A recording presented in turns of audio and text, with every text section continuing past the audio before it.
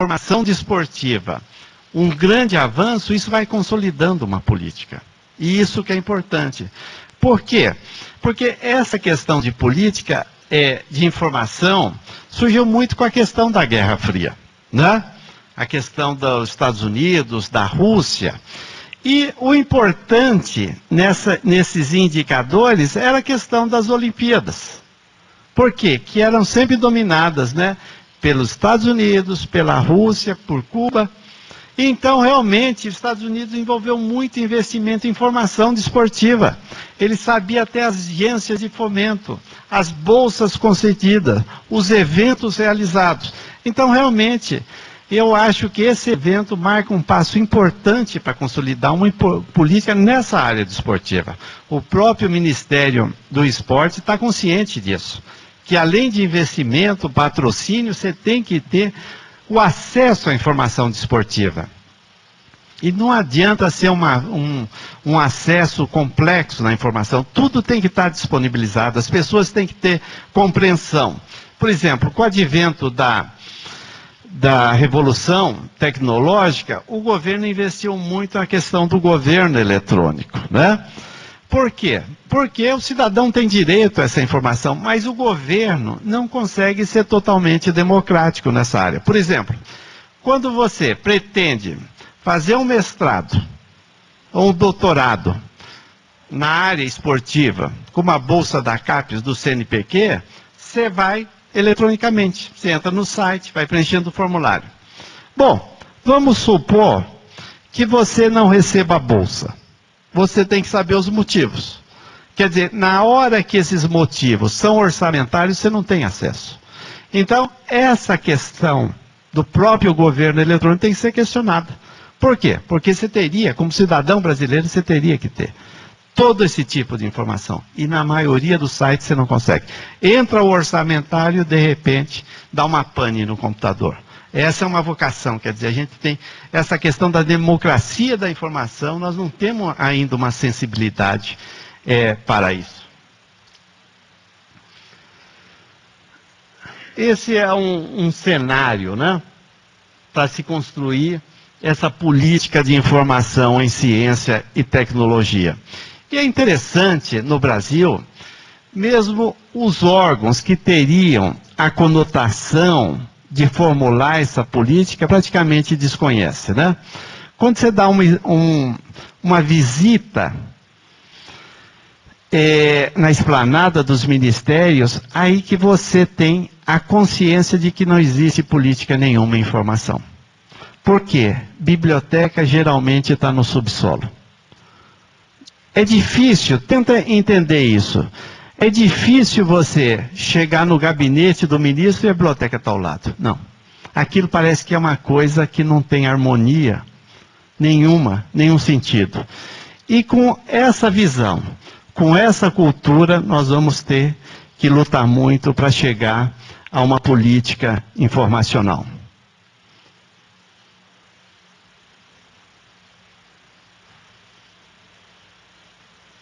Na questão das diretrizes, cada vez isso está sendo mais estudado, a formulação de uma política em CT. Que é importante. Que todo mundo reconhece, reconhece. Mas isso, quando você começa a medir os indicadores, você vê que realmente não aconteceu. Precisa acontecer, precisa cada vez mais urgente, senão nós vamos ter que nos acostumar com dois itens. Primeiro, a violência, por causa do problema da exclusão. Segundo, que o Chile publicou muito mais patentes que o Brasil. Isso é um grande indicador. Se não tem patentes, se não tem pesquisadores. Então, realmente, há que ter uma revolução grande nessa área. Isso é uma mensagem minha que eu deixo para vocês meditarem. Gostaria eu acho que temos algum tempinho ainda, estou à disposição de todos. Muito obrigado pela atenção.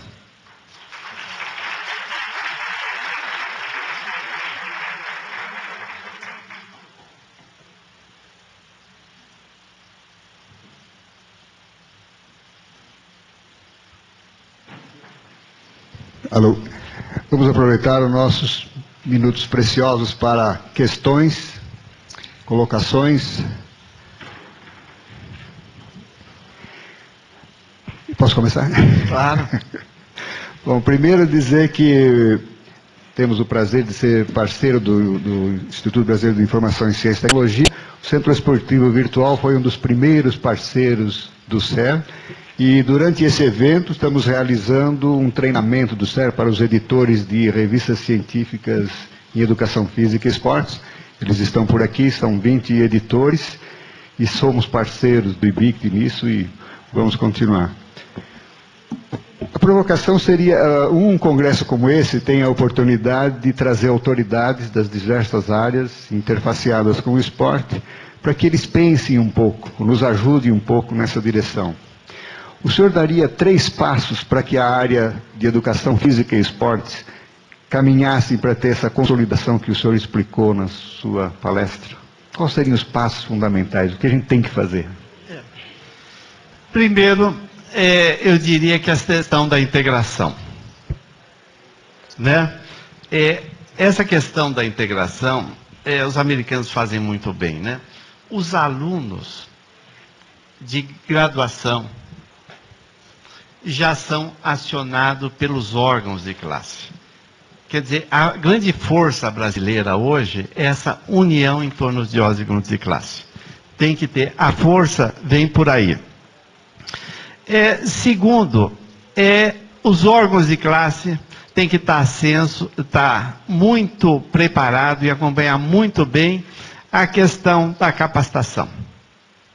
Né? A gente tem um exemplo muito grande aqui no Brasil, o próprio OAB. Quer dizer, você tem que formar gente de qualidade.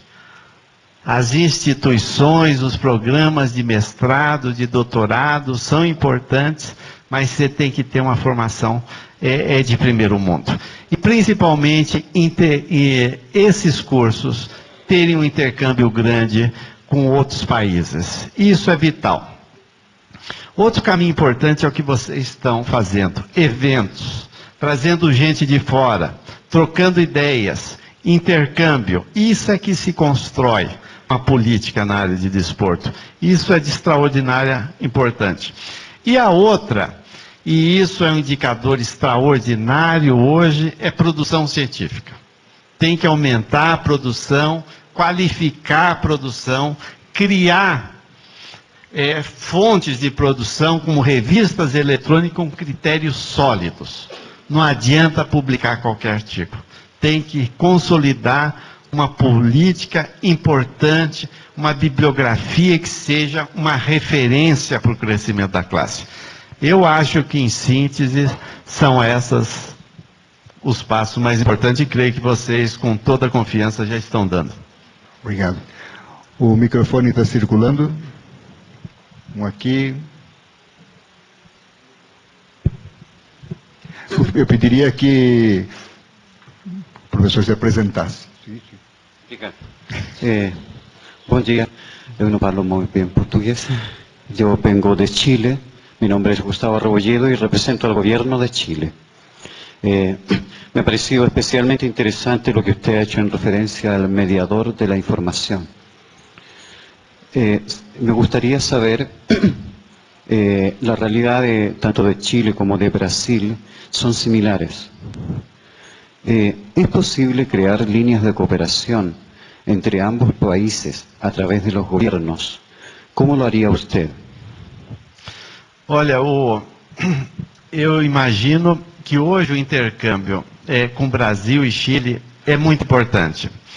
O Chile, nessa área informacional, ele teve um avanço muito grande. Por quê? Porque ele começou fazendo o que nós chamamos inclusão social através do acesso à informação.